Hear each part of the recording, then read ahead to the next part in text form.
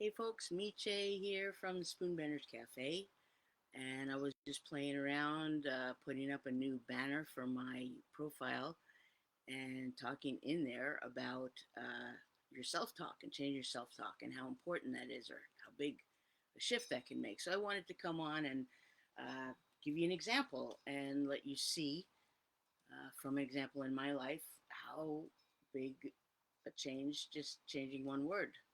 It's not the word, it's the energy, it's what shifts because of the shift of the word. So last fall, I had moved my mom from Florida to Oregon to come live with myself and my partner. And she required 24-hour care at that time. And that was a pretty gargantuan task. We live an hour outside of main town. And yet we managed to get a pretty good team together to cover most of the shifts. I had to fill in here and there.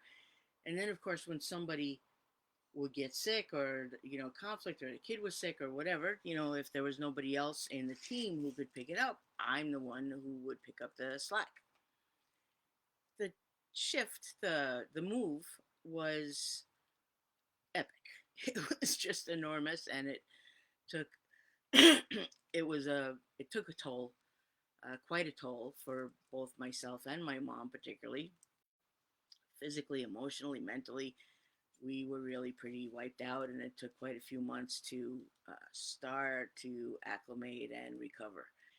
Anyway, so especially in those first couple of months, when something especially would come up that wasn't already, on my calendar, and I would suddenly have to uh, take a shift to care for my mom.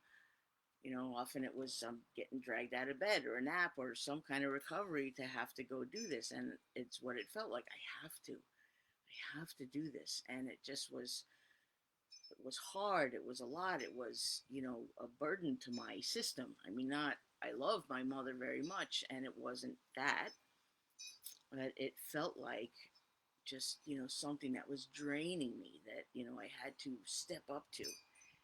And then one day, it just sort of popped into my head. I think just thinking about my mom, thinking about loving her, and I thought, I get to. I get to care for my mom. And it changed everything. I mean, it didn't change the fact that, I was then sort of on duty, on call, whatever, caring for my mom, doing whatever needed to do.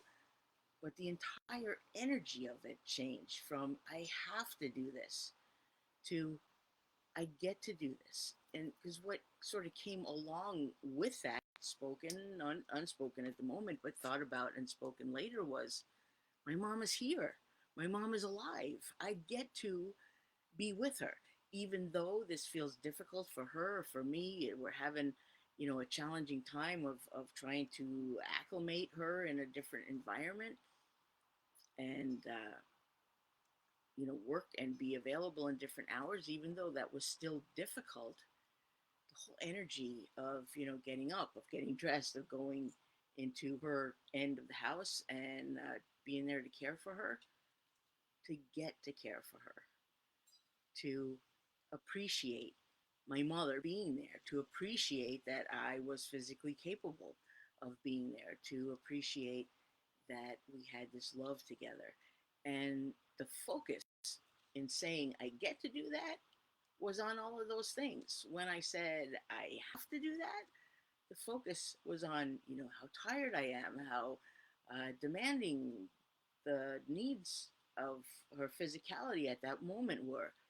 Um, and that the job of it, right? The difficulty of it, the what it was asking of me was the focus. And instead, the I get to, the focus was on my love for her, on the possibility, on the reality that she was living with me, that she was right there, rather than all the way across the country where I couldn't be there for her in those ways.